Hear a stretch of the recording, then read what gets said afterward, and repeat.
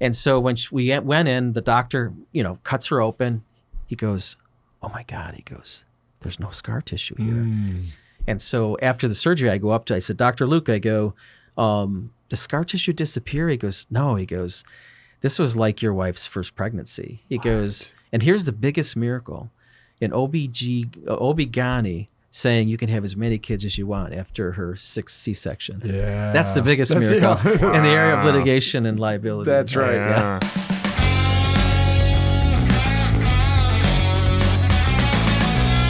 The BeatiDudes! What is going on, everybody? Happy Friday. Happy to have you with us here at this tiny table as we are getting back together, getting the band back together after a few days here for the bonus episode of the BeatiDudes. That's right. You didn't have to.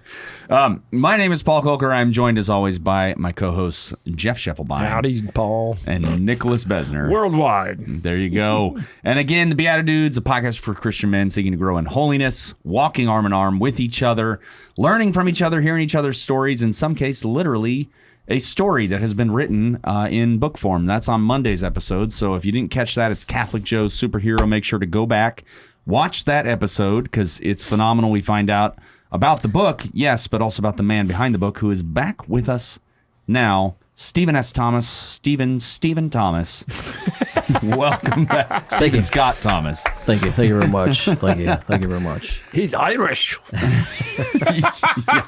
Oh, Monday was wild. That was That was a awesome. fun episode. Yes. If you're enjoying the show, please share, like, and subscribe. All that good stuff. Do you know how I know Stephen? How? This is so weird. You met at a conference. Oh, no. This La one's Peep? really You met at La weird. Peep? I literally was at a meeting in New Jersey, and this guy goes, "Wow, you're really into your Catholic faith and business." And I said, "Yeah." And he goes, "You need to meet Pete." What's Pete's last name? Colorelli in Chicago. I said, "Cool." He connects us. Me and Pete get on a phone call, and he goes, "Well, what do we do now?" And I said, "Why don't I come have lunch with you?" And he's like, "What?" And I said, "I'll just jump on an airplane, and I'll come have lunch with you in Chicago." He goes, "Okay, I'll bring some friends." So I fly to Chicago. I sit down. There's 4 men sitting there, and I meet Stephen Thomas. And it's been crazy how many people you've connected to me to since then, and the relationship and friendship we've had, because I jumped on an airplane for lunch. That's wild. I didn't know that I was friends with Peter. We find out a lot of things on this show, ladies and gentlemen. We're acquaintances, but no, that's good. No, He texted me 3 days ago, and I'm Did like, he? I was literally just That's thinking about you this morning. amazing. Yeah, I don't That's talk to him very amazing. often, Yeah. but yeah. Good guy, great guy. You're a good guy, Yeah, great guy. Thank you, appreciate that. What about me? Thank you very much. Yeah. Yeah, no, you're good. Good dude. Oh, you're a commando, Yeah. meant. Man. Okay. No, Jeff is one of my favorite people. He really is. Weird. One hand, Jeff, somewhere on that one hand. Oh, I'm in the single digits. You're in the single digits. You're a top 5 friend on MySpace. There you go. I would love if he pulled up his MySpace, and I really was. Like, Wait, see? Space. Why did you say M''space? His space. MySpace.com.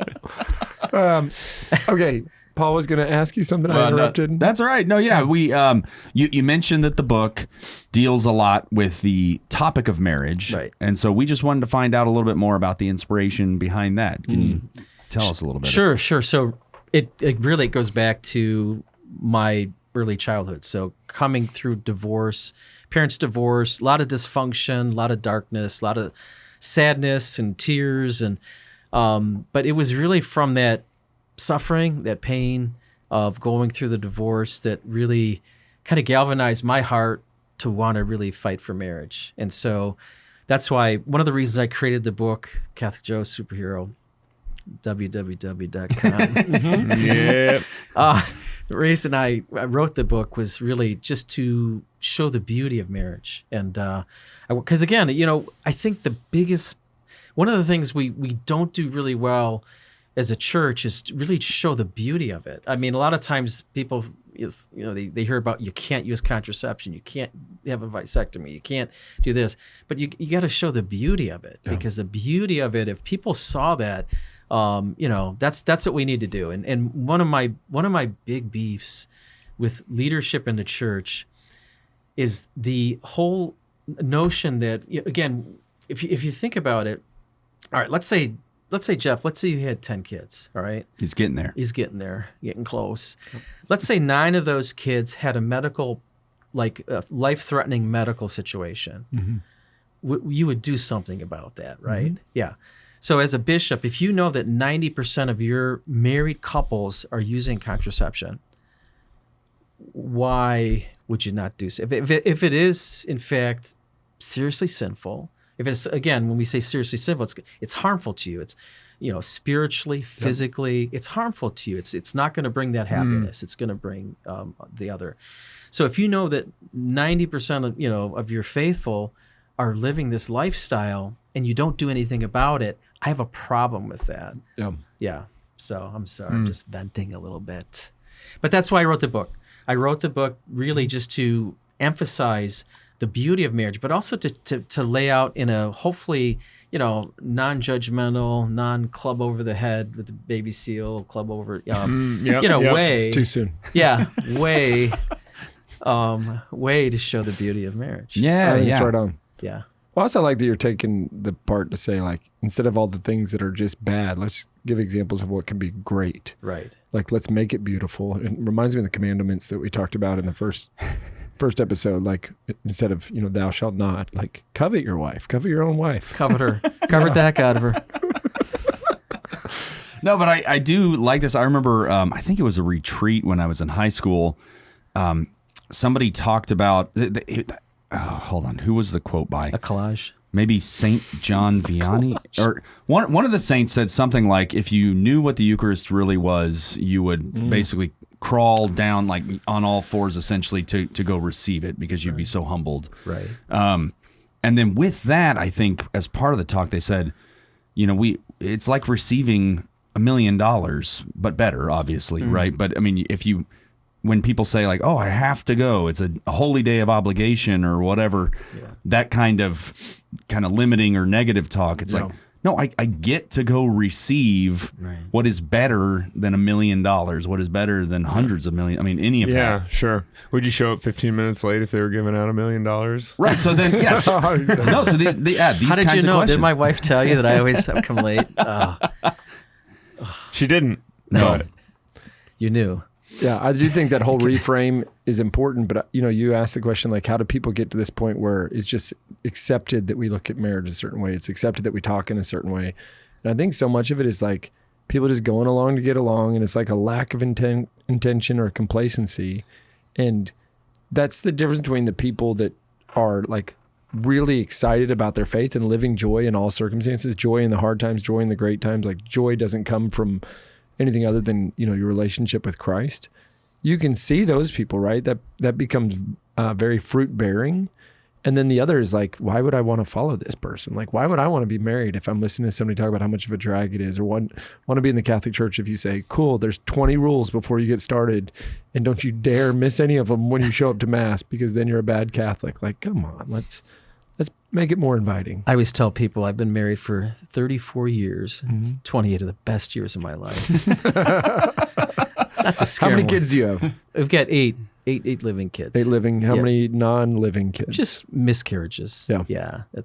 But we like to, That's a great witness too, that you would still have a large family in and among loss. Yeah. Oh yeah. Yeah. I was. Can I share a miracle that we had? Yeah. Please. If you don't, I'm going to delete the first show. So I'll take that as a yes. My wife has all C-sections, right? And so when we had I want to fist bump you because that's also my world. Yeah. People think it's not possible. Correct. Oh no. So we had 5 boys. There's one of them sitting over there. For 14 C-sections Yeah. right here. Hey, C-section. Yeah, C-section, You David. just install a zipper at that point, right? Is that? Ziploc. We've asked. So, anyways, getting back to my very poignant Miracle. story of a miracle. Go for it. Of course, yes. Why are you joking? You're on. Oh, but you gave him the points, so he feels free reign right now. That's from true. show number Yeah. one. Yeah, see, Yeah. there's consequences Can I to your take? actions. Can I take the points back? Yeah, absolutely. No. You All can right, read no. it. This Hey, is the Paul. start- what? Hey, no, you. Okay, I'll shut you my better, mouth. I'll you shut better my pull mouth. the reins in right now, buddy. Those points are going somewhere else. All right. So, anyways, we had all these C-sections. Mary was our first girl. We had 5 boys. First girl, very difficult delivery, just scar tissue all over the uterus, and we thought we might be done. So, and so we prayed about it. God just kept giving us sign after sign. And so we said, all right, we're going to, open to life. Got pregnant again. My wife got pregnant. And then we were getting ready to go in for the C-section. It was August 15th, Feast of the Assumption. Mm-hmm. And we, the doctor who was there, the one doctor, she wouldn't even show up. She goes, you guys are crazy. This is crazy. So the one doctor that was there, he said, all right, we know what to expect. We're going to take our time. And so, prepped her and did all this stuff. And just before that, in fact, my one son, David, he was a little, I forget how old he was, 5 years old, kept bringing this novena to the Infant Jesus of Prague to my wife. Kept bringing it. And so my wife was like, all right, David. So she said the Infant Jesus of Prague novena. And she said she had this profound sense of peace that just enveloped her. And so when we went in, the doctor, cuts her open. He goes, oh my God, he goes, there's no scar tissue here. And so after the surgery, I said, Dr. Luke, I go, does scar tissue disappear? He goes, no. He goes, this was like your wife's first pregnancy. He goes, and here's the biggest miracle. An OB-GYN saying you can have as many kids as you want after her 6th C-section. Yeah. That's the biggest miracle in the area of litigation and liability. That's right. Yeah. Praise God. And so that's Mary. Grace was Mary was the one before that. Okay. Yeah. That's Grace. Grace Marie Assumpta. Yeah. For the Assumption. Yeah, that's right. It's awesome. I had a baby on August 22nd. Girl, C-section. Queen. You know what we named her? Queenie. Evelyn Maria, but if you drop the Lynn, it's Ave Maria. Really? Yeah. That's cool. So I always tell people, this is our drop the Lynn. No, I've never said that before. But, but it's going to stick now. But if I tell people that and they're not, thinking about what I just said, her name's Evelyn. So people will call her, oh, it's Ave Lynn? And I'm like, no, it's not Ave Lynn. I'm just telling you how cute it is when you drop the word Lynn. It becomes Ave Maria. Well, praise God. Does Grace know about her miracle? Oh, yeah, she knows. Yeah, she knows. Miracle kids like to tell everybody how important they are. She flaunts it. She does. Hey, you didn't have a miracle. Yeah, to give everybody a fun fact. Are you a miracle? All kids are a miracle is the answer. That's so true. It's just a quiz. Beautiful. Yeah. No, you're beautiful. No, you are. Thanks. Finally. Thou shalt consider every child a miracle. And thou shalt take every compliment I give with an equally or better compliment. You're good. I held back for a reason, all right? Dude, We've I got to almost learn. want to answer Father Ken Tracy on air. How great would that be? Oh, my goodness. Here, you answer this real quick. We're just going to talk to Father Ken on air. This is going to be weird, wild stuff. Hey, Father. What are you doing, brother? We are recording the BeatiDudes right now. You're literally on the show live. with us right now. now. That's Nick. Whatever. Tell him that's Nick. Yeah. I'm live on the BeatiDudes. Jeff's getting it. Hold on. Jeff's getting the equipment set up where we could just. I have a new phone, I Yeah, can't. you got a new phone. Yeah. All right, hey Father, it's Jeff. I can call you back, but if you'd like to say anything to the Beatitudes, we literally were just talking about miracle birth stories. Do you like miracles, Father? Yeah, I like miracles. They're okay. This is the man that I called first out of everybody in my life when I was having the biggest miracle of my life. And where were you when I called you? Do you remember? I was in Lord's, France. I know exactly where I was. Under the piazza, under the left arm of it. Wow. And I mean, it took him a few rings to answer because he's, in Lord's, Yeah. washing in the waters. And when I say I have to tell you something, he's like, oh no, because he knew what I was going through. And I said, no, Father, I have to tell you something else. And we both cried and praised God. Yeah. Yeah. Yeah. It was one of the most amazing things. And the funny part was my phone wasn't working up until your phone call. Yep. It's another miracle. Yep. That's how this works. Wow. Yeah. Yeah, no, I was like, that's why I was stunned when I saw my phone ring, and I'm like, what in the world? That's right. So, man, you guys are awesome. Well, I can call you after the show. I just figured when you were calling and today of all days, do you know what today is, Father, in my life? What anniversary this is? What anniversary are we? This is the anniversary of the day Ambrose and his guardian angel whacked Benny in the back of the head so that we could find his tumor in his head and begin the surgery process. So you were on my mind this morning for sure as I wrote and reflected and prayed. Crazy. Well, listen, you guys have a great show. Give me a buzz when you're done. I'll shoot you a text message with what I'm looking at. Okay, and I'll put your cell number in the show notes so everybody can reach out to you. Because it really is like, like no one no one calls, no one asks me for stuff. Like, it's like, do your laundry, Exactly. mow your yard, Well, sin is at an all-time low, so I'm really out of work. Father, you can joke about all you want. I've done your laundry twice, so Actually, we might go for a third time, but that's. I'll call you back on that one. In the meantime, read Catholic Joe's Superhero, and I'll call you soon. Okay? God bless, man. God bless you. All right, that's about as cool as it gets. It's pretty cool. Why not answer the phone on your podcast? Pretty amazing. That speaker works just as well as plugging It into works the fine. thing. It works Absolutely. fine. All right, last either prayer, wish, encouragement for married men, men who want to be married someday, men who are struggling in their marriage. What do you think here, Stephen S. Superhero? So turn to Saint Joseph. I would say turn to Joseph. What's that? Ite Dios, whatever, the Latin phrase. Yeah. Go to Joseph. He's been for me just a great inspiration and a great model. And he's awfully quiet, which kind of bugs me sometimes. But when you really listen, he's Saint Joseph with the book. Just give you a couple examples. So, I wrote the book and wasn't working, so I had literally no money to buy books once I finished it. I finished writing it. And so I turned to Joseph. I go, Joseph, all right, St. Joseph, I've finished the book, dedicated to you, and I don't have any books. So I'm going to a conference, and I'm going to have nothing but And so literally this guy calls me who had read the book, and it just rocked him, and he put like $1,000 on his credit card and sent me the books and sent me the books to sell at the conference. Wow. And then the next time I said, all right, that was great, St. Joseph, not to be ungrateful, but I need more. So this guy calls me out of the blue, who I barely knew, and said, hey, I'd like to meet you for lunch. And so we met, talked for like 3 hours, and afterwards he texts me. He goes, I feel like God wants me to buy you 10,000 books. So he literally bought me thousands of books. Wow. And then I asked St. Joseph, I go, all right, we finished this first one. If you want me to do this next one, you need to give me a sign. And I never ask for signs because that's for wussies or whatever. It's like, you don't ask for signs. It's like you trust, right? But I asked him for a sign. I go, you need to give me a sign. So literally 3 hours later, this lady calls me, who's this prayer warrior. Sharon's her name. And she goes, Steve, I was praying. And she goes, I had this vision. She goes, I saw you were standing at a podium talking. And she said, to your right was St. Joseph, and he handed you his staff. She goes, does that mean anything to you?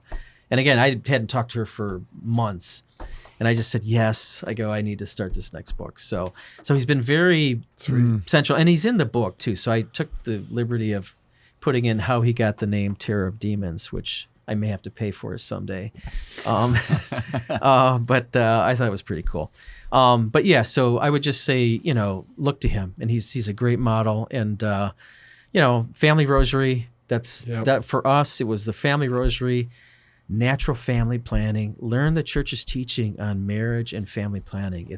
It changed our marriage. It literally changed our marriage. We taught it. But if you say the family rosary, you practice natural family planning, you will do just awesome things in your marriage. Love it. Yeah. Beautiful. Yeah. Beautiful. Well, we will see all of you in the family rosaries of life. And for the rest of you, we will see you in the Eucharist. God bless.